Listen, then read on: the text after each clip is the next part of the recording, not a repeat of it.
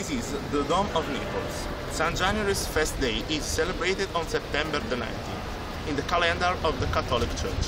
The city of Naples has more than 50 official patron saints, although its principal patron is Saint Generis.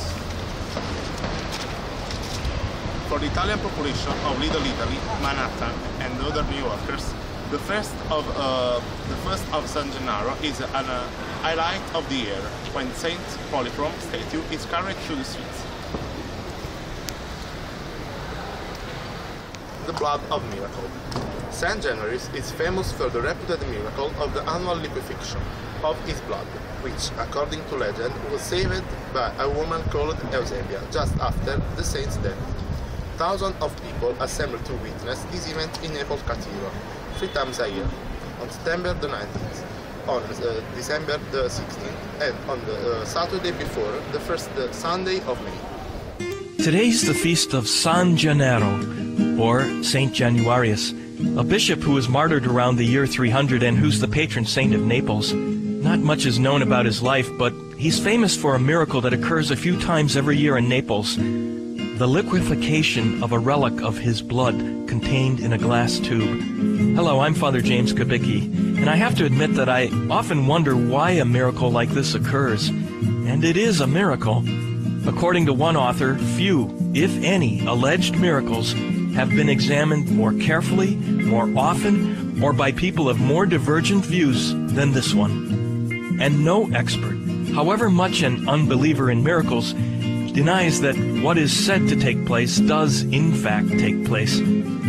What takes place is that the dark substance becomes a liquid on certain days of the year, and that no variations in temperature or other natural reasons can explain it. So, if this is indeed a miracle, why would God do this? Maybe it's to show that miracles do indeed happen, and to challenge our scientific age to be more humble and accept the fact that not everything can be explained by natural causes.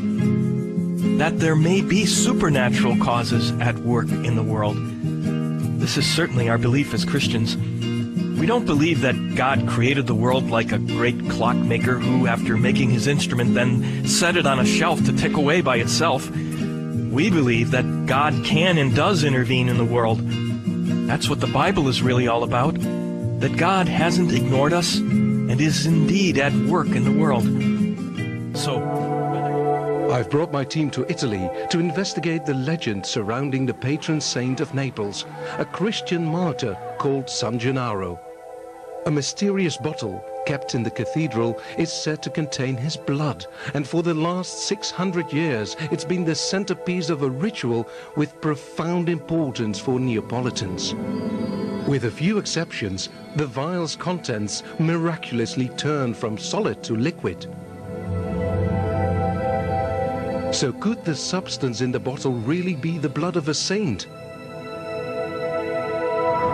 Tessa is focusing on the man himself, hoping to trace the legend of his life and death and see if there's any evidence to back it up.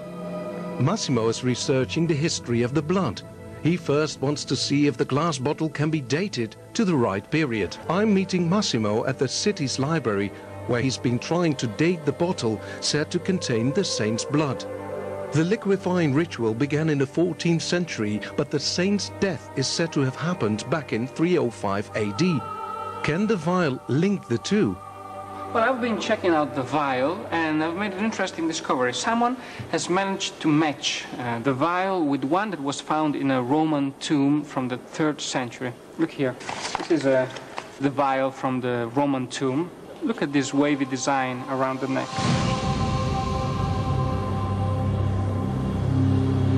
And this is the vial from the cathedral in Naples. Pretty much the same wavy design here. Wait a minute, 3rd century you say? That matches the date of San Gennaro's death. Do you believe the story then? Maybe, maybe not.